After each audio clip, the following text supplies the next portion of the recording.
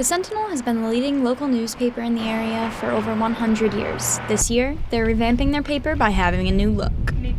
Really, though, it's a mindset, it's a culture change to be as local as we possibly can be at a time when there's an appetite for that news. That's what our job ultimately is to serve the community and tell local stories and cover local news.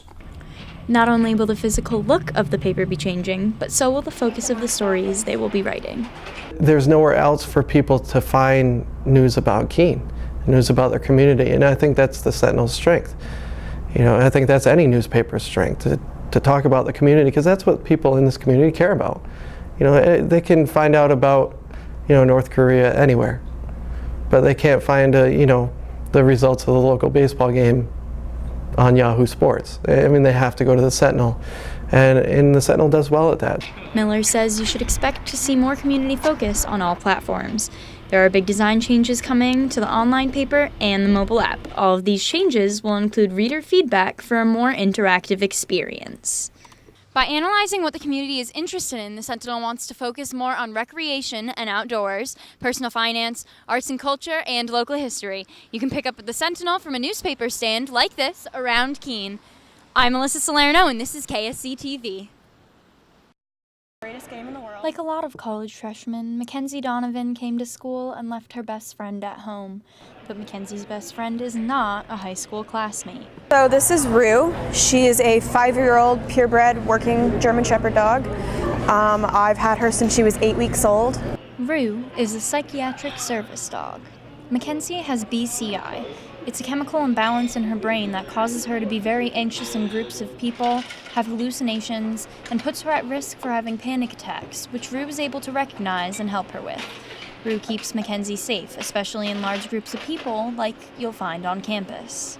So I've specifically trained Rue to block and cover me when we're in public so that she gives me a little extra space and people can't physically come up that close behind me or in front of me.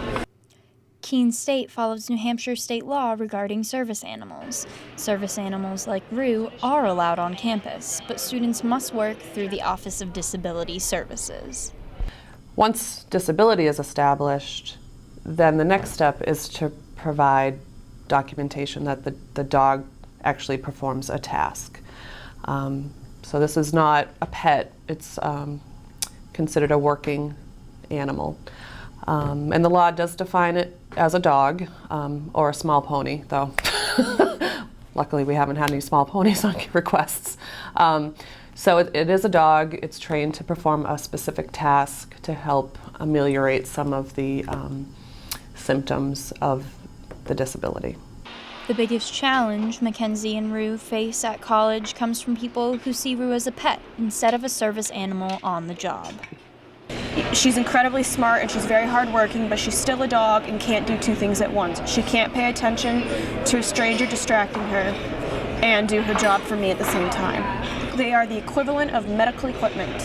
It is the same, and distracting a service dog is the same thing as fiddling with somebody's hearing aid or messing around with someone's cane or wheelchair. If you see one of these animals while you're out and about with a vest on, the best thing to do is to not acknowledge them. These animals are trained to their owner's specific needs and have a job to do.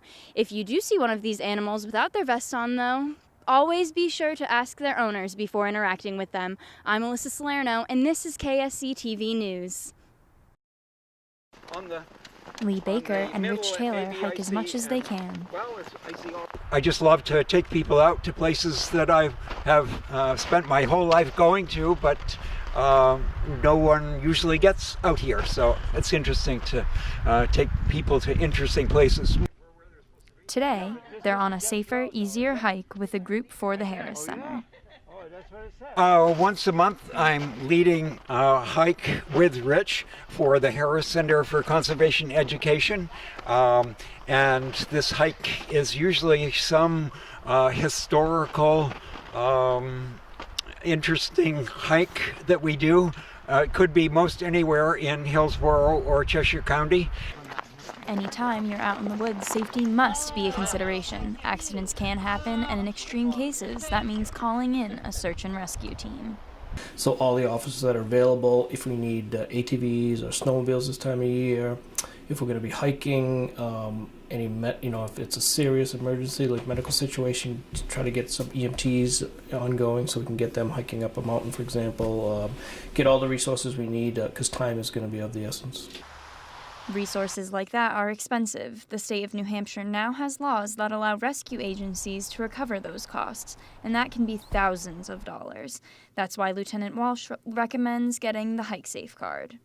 The Hike Safe card is a voluntary card that people can buy if they are deemed to be, where they need a rescue and they have the Hike Safe card. They're not going to have to pay for search and rescue unless they act recklessly. It's pretty easy to get a hold of the Hike Safe card.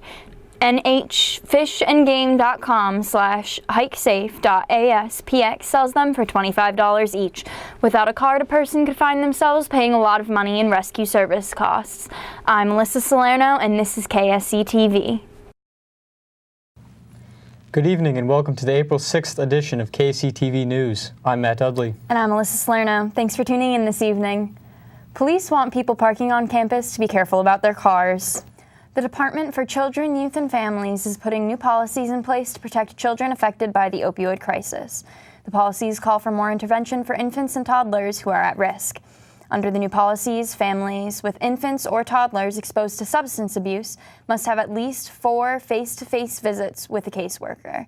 The Child Protection Agency announced that its workers will be working overtime to close thousands of open cases. A man in Brattleboro is under mental evaluation after a brief standoff with police. The Sentinel reports the 27-year-old man called Brattleboro police Monday afternoon and told them he had a handgun and was going to commit suicide in his home. The first officers on the scene could not make contact with the man until a family member arrived. After about an hour, the man agreed to come out and was taken into protective custody. The late-season snowstorms are a dream come true for skiers. WMRUR reports 9 of the 37 ski areas in New Hampshire will be open this weekend. The base depths for those ski areas have been reported as deep as 46 inches. Operators say that this has been one of the snowiest and most successful seasons in recent years.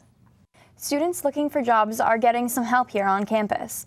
The Your Future Fair came to KSC's Spalding Gymnasium on March 23rd. This job and internship fair was put on by the Academic of Career Advising Office. The size of the fair has grown over the years in terms of the number of employers that are present. The event hosted a wide variety of different employers. There is a new program at KSC that is aiming to improve nutrition habits of students. The Health for Center and Wellness is offering a nutrition coaching program to KSC students and faculty. This service is confidential and provides nutrition education to anyone looking to improve their eating habits on or off campus. The program is 4 sessions and involves personal goal setting and creative strategies to best meet your individual goals. If you want to know more about the nutrition coaching program, there are weekly tables in the Student Center. You can also find out more through the Center for Health and Wellness website.